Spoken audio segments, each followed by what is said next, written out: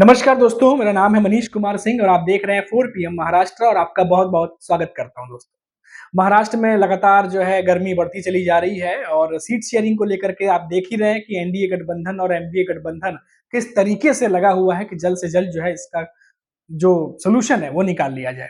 और इन सब के बीच जो अखिलेश यादव हैं, सपा के जो प्रमुख हैं, वो उन्होंने एक नया बयान दिया है दोस्तों। वो महाराष्ट्र पहुंच रहे हैं शुक्रवार को और 2 दिनों के दौरे पर रहेंगे और इन सब के बीच उन्होंने उम्मीद जताई है कि अभी फिलहाल उनके 2 विधायक हैं, लेकिन आने वाले समय में उनकी सीटें और बढ़ेंगी। कितने बढ़ेंगी, ये बात उन्होंने नहीं कही कि कितनी सीटें वो उम्मीद कर रहे हैं कि एनडीए गठबंधन की तरफ से उन्हें मिले, लेकिन ये उम्मीद ज़रूर जता रहे हैं कि इस बार उन्हें सीटें बढ़ेंगी, जिसके लिए वो अभी मुंबई भी पहुँच रहे हैं, महाराष्ट्र पहुँच रहे हैं और अपने नेताओं के साथ वो बैठक करेंगे और सुनने में आया कि कुछ 2-3 जगहों पर वो दौरे भी करेंगे। और आपको बता दें कि अखिलेश यादव जो हैं उनकी तरफ से ये बात कही गई है जो मैंने आपको बताई है और इनकी पार्टी से 2 विधायक हैं फिलहाल अभी, एक अबू आज़मी हैं, आप जानते होंगे शिवाजी नगर से हैं और दूसरे भिवंडी से एक और विधायक हैं। तो 2 विधायक सपा पार्टी के इस समय महाराष्ट्र में हैं। और लोकसभा चुनाव में हमने देखा कि जब इंडिया गठबंधन ने ज़बरदस्त तरीके से परफ़ॉर्मेंस की, उसके बाद यूपी में जिस तरीके से अखिलेश यादव की पार्टी ने परफ़ॉर्म किया, उसके बाद महाराष्ट्र में जो सपा के नेता हैं, उन्होंने विधानसभा चुनाव में पहले ही कम से कम 10 से 11 सीटों की माँग करनी शुरू कर दी कि इस बार इंडिया गठबंधन का वो हिस्सा है, आप सबको समझते हैं और इसीलिए उन्हें भी इस बार सीट शेयरिंग में कम से कम 10 से 12 सीटें दी जाए। लेकिन सबसे ताज़ा जो खबर आ रही है दोस्तों, ये कि सपा के जो विधायक हैं अबू आज़मी, वो थोड़े-से नाराज़ चल रहे हैं और उनकी नाराज़गी की वजह ये है कि जो सीट शेयरिंग हो रही है या उम्मीदवारों की सूची बन रही है, उसमें एमवीए के जो तीनों प्रमुख दल हैं, जिसमें यूबीटी पक्ष है, कांग्रेस है, शरद पवार की एनसीपी है, वो जो है वो सपा के नेताओं से उनको बिना कॉन्फिडेंस में लिए, उनसे कंसिडर किए, सूची जो है वो तैयार हो रही है, सीट शेयरिंग की बात हो रही है। तो ऐसे में खबरें निकल के आ रही हैं कि कुछ सपा के नेता, अबू आज़िम भी उसमें से एक है कि वो नाराज़ चल रहे हैं। उन्हें लगता है कि एनडीए गठबंधन जो है, इंडिया गठबंधन उन्हें अपना हिस्सा नहीं मानता महाराष्ट्र में और तभी ये जो फैसले हो रहे हैं उसमें उनको अलग रखा गया है।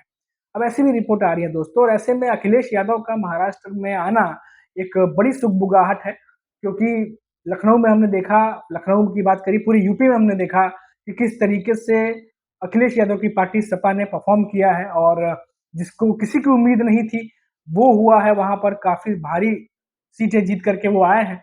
अब ऐसे में महाराष्ट्र में विधानसभा चुनाव है और यूपी के बाद महाराष्ट्र ही दूसरा सबसे बड़ा स्टेट है जहाँ सबसे ज़्यादा लोकसभा की सीटें हैं, विधानसभा की सीटें तो आप जानती हैं 288 सीटें हैं दोस्तों।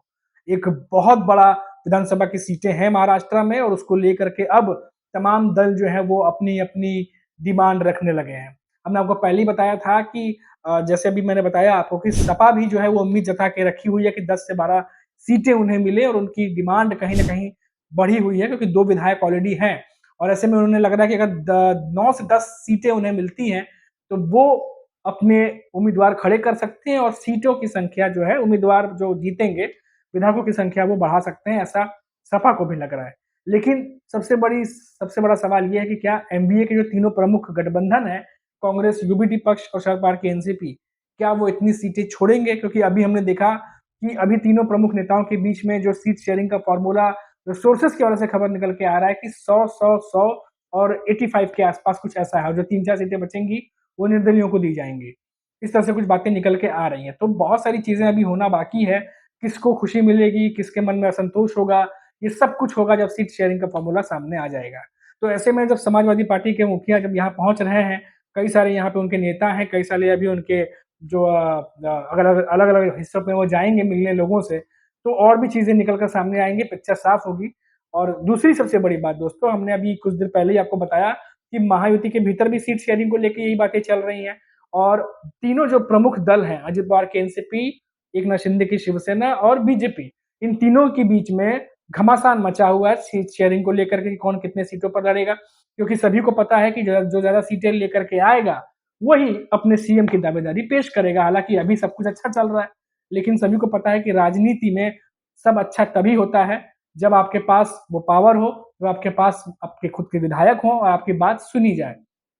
तो उसकी कवायद जो है वो चल रही है और ऐसे में जो रामदास अठावले हैं, अभी हमने आपको खबर बताई थी कि उन्होंने भी जो है वो बीजेपी से डिमांड कर दी है देवेंद्र फडणवीस से कि कम से कम उन्हें भी 8 से 9 सीटें दी जाएँ, जिसको लेकर के देवेंद्र फडणवीस ने उन्हें जो खबरें हैं वो उन्होंने कहा है कि हम आपके बारे में भी सीट देंगे, लेकिन कितनी सीटें देंगे इस पर अभी कुछ भी पुख्ता जानकारी नहीं आई है। क्योंकि दोस्तों जो सीट शेयरिंग को लेकर के जो खींचतान मची हुई है, अब इसमें हर एक सीट जो है वो इम्पोर्टेंट हो गई है।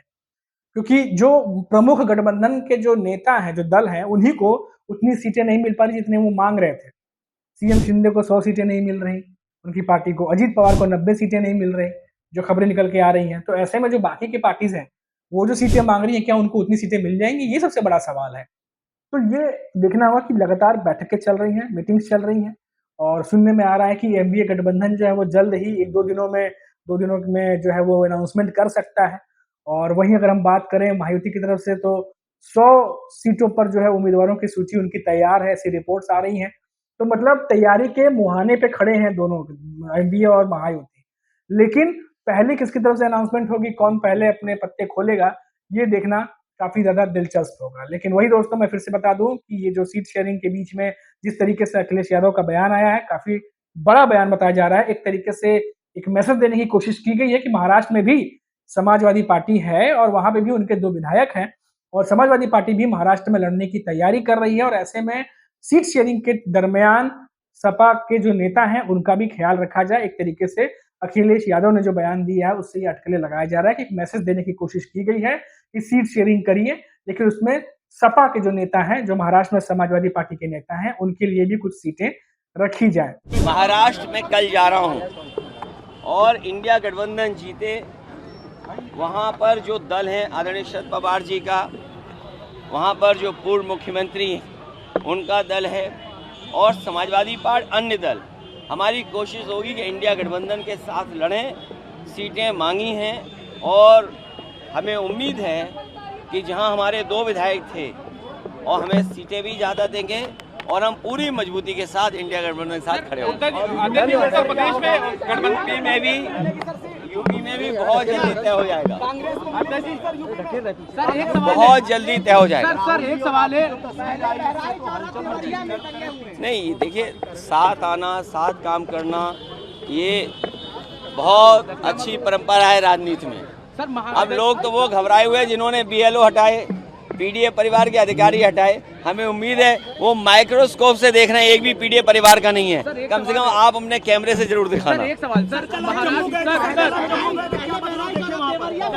देखिए, जम्मू में लोकतंत्र की पहली जीत हुई है। अगला है पूरे स्टेट की पावर मिल जाए, स्टेटहुड पावर मिल जाए। सर एक सवाल है, महाराष्ट्र चुनाव से पहले आज वहां के वरिष्ठ नेताओं ने सीएम योगी आदित्यनाथ का एक पोस्टर जारी किया है जिसमें लिखा है जब बटोगे तो कटोगे। देखिए, ये सोची समझी रणनीति और षड्यंत्र है। जो लोग डिवाइड एंड रूल करना चाहते हैं, जिन्होंने आज तक समाज को बांट के, समाज में नफरत फैला करके, उनसे और क्या उम्मीद करोगे? जिन्होंने अंग्रेजों से सीखा हो डिवाइड एंड रूल, उनसे क्या उम्मीद करोगे आप? इसलिए मैं आपसे कह रहा हूँ, 20 कैमरे हैं, वो माइक्रोस्कोप से पीडीए परिवार को हटा रहे हैं, देख रहे हैं। कम से कम इन कैमरों से बताना, जो सर्वे में हार गए, इंटरनल सर्वे में जो हार गए, मुख्यमंत्री जाने के बाद हार रहे हैं, उन्हीं ने जानबूझ करके चुनाव टाला था। बदनामी से बचने के लिए अब चुनाव कराने जा रहे हैं। अब ये बात देखना दिलचस्प होगा कि अगर उन्हें सीट नहीं मिलती है तो क्या जो सपा के नेता हैं, क्या वो अलग से लड़ लेंगे? जितनी सीटें वो मांग रहे हैं, क्या उतनी सीटों पर खुद अपने उम्मीदवार खड़े कर देंगे?